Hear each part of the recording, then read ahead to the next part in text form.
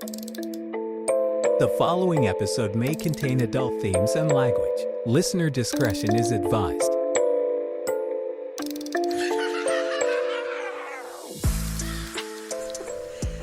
Welcome to History and Mystery in Kansas City, the history podcast about all things unsolved and unexplained in Kansas City and the surrounding areas. I'm Laura. And I'm Talia. Sorry. So Sandra Hemme was from St. Joseph, Missouri, which is where I'm from. Yeah. Okay. So the victim in this case is named Patricia Jeschke. Okay. Yeah.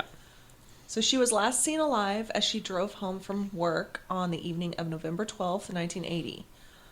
She was stabbed and strangled to death in her St. Joseph duplex. Do that. Her mother found her body, her hands bound behind her back, the next day after Jeschke failed to show up for work. How horrible. So, of course, she calls the cops. Cops come. They do their little investigation. Next thing you know, they decide, let's arrest Hemme. She had been released from the mental institution, Missouri State Asylum number 2. Yeah, I think it was 2. She was released from that like a couple days prior. And she was also, in her past, she had also shown a knife to somebody and threatened them. But there were no knife wounds on the victim, so No. that would make no She sense. just had a prior violent incident in her past. And so I could not find anything about her being, like, if she was in the same general area or if she lived close or what. So I don't know how they actually connected her. I don't even think, because there was no connection. No. There was none. And that's because the only other suspect in the crime was an officer whose truck was found just a block down the road, parked outside of a hotel. And his alibi was that he was there with some girl named, I think it was Mary. Yeah, something really vague. Yeah. Well, the No people last at the name. hotel was like, yeah, there were no Mary. Yeah. No Mary was here. And they're like, we don't even remember this guy. And not only that, the only evidence other than the body that the police found was a few things of hair. Mm-hmm. Well, the hair didn't match Hemme, Right. because obviously there was no evidence of Hemme. But they matched the officer. Right. Who happened to be an The African American, right? Yeah, he And happened so to they be. found African American hair in her bed. Yeah, and the officer's name was Michael Holman. Not only was his pubic hair found there, he attempted to use Patricia's card Yeah. the next day. What an idiot. And he attempted to change the name on it from Patricia to Patrick. Now, not only... They conducted an interview with her that lasted hours. Hours and hours. Hours. Yeah. Almost a day, if I remember correctly. Yeah, it was really long. And while she was heavily medicated, and they coerced her into making a confession, and the confession didn't even line up with anything from the crime scene. Right. And she kept changing her story because she didn't know what was happening. And she didn't know what they wanted to hear. Yeah. Yeah, so they take it to court. And her lawyer was like, yeah, something here is not right. Something's fishy. But what's he going to do? So he takes it to the judge. Judge is like, yeah, no, we're just going to push forward on it. And sadly, because there was nothing to prove her innocence Yeah. or her guilt. Trying to prove a negative. Yeah, you can't prove a negative. Right. For some reason, the jury was like, yeah, that makes sense. Then put her in jail. So she didn't know, of course, what happened in the crime scene, at the crime scene. So, or she said on the stand, that Sullivan and Insco, which were investigators at the time, they told her to say that she used a phone cord because it would show premeditation and it would make it sound more believable. So they were telling her what to say. Yeah. And this goes, the corruption in this case is outstanding. Like, it's in a negative way. It's just... And it looks like, correct me if I'm wrong, but I think they went to, when they first went to question her, she was back at the mental institution and they interviewed her there. Yeah. And they said that she could barely hold her head up. Like, seriously? That's the best time to talk to somebody is when they are literally out of their mind? Right. So drugged up that they can't, like, look at you in the eyes. That's shady as fuck.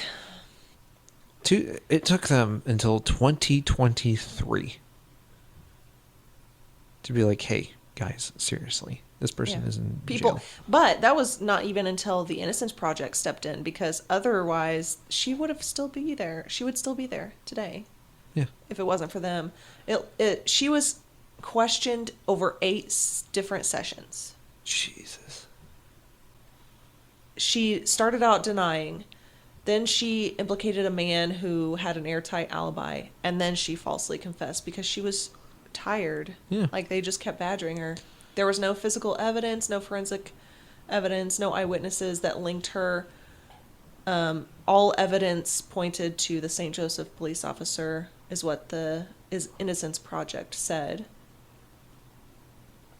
So Holman, the police officer, he was 22 years old, and he was investigated for insurance fraud and burglaries before this even happened. Yeah.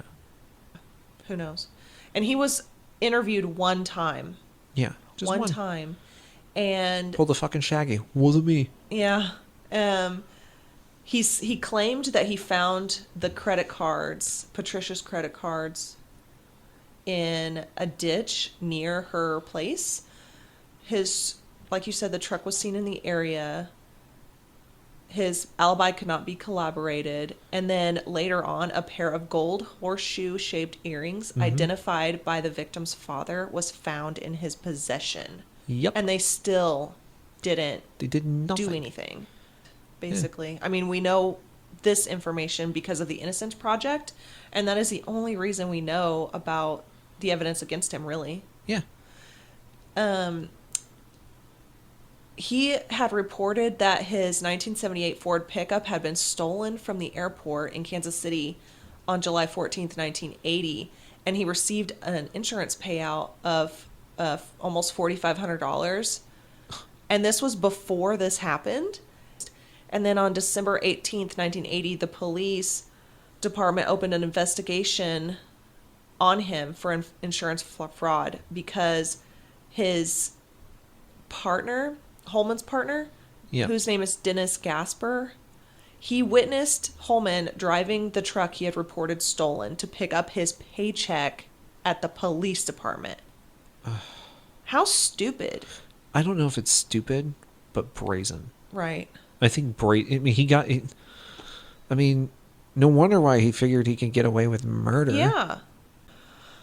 Shortly after the murder, several eyewitnesses told investigators that they had seen that exact white pickup truck parked near her home, the victim's home, the night she was killed.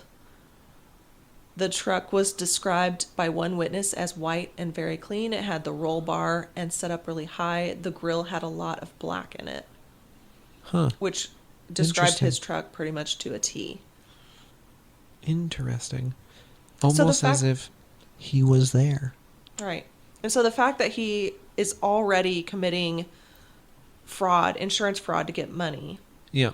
And then you see him with credit cards that he swears he found in a ditch and do nothing is just crazy to me. Well, the crazy part, even to make it even crazier with those cards, he knew there was a murder there. Yeah. And he still used the cards of the murder victim. Right. The witnesses said that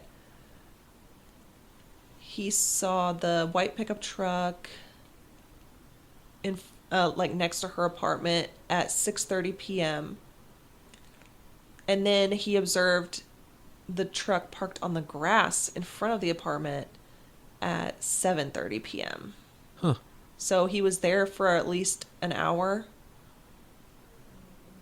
is what it sounds like. That's enough time to murder someone. Yeah, and have a sexual encounter Whether it's- positively or negatively. Yeah, exactly. I mean, his pubes were found there, and she was strangled to death So and beaten. yeah. So her attorney said that the state withheld the new evidence, proving her innocence for decades. I mean, she was also 19. Yeah. Ugh. Such a young age. Hemme's former lawyer, Harmon, said he believes the police took advantage of her, quote, mentally fragile state, unquote. And I will say it, they definitely took advantage. Yeah. That's the whole reason why they chose her. This case, as tragic as it is, though, as we said at the beginning, she's finally exonerated. Yeah. She's free. She was 63 now? I Something think like I read. that, yeah. Because she And- was in there for 43 years, so she's 62, I think, because she was 19. And in the meantime, stay aware, alert, and alive. Bye. Bye.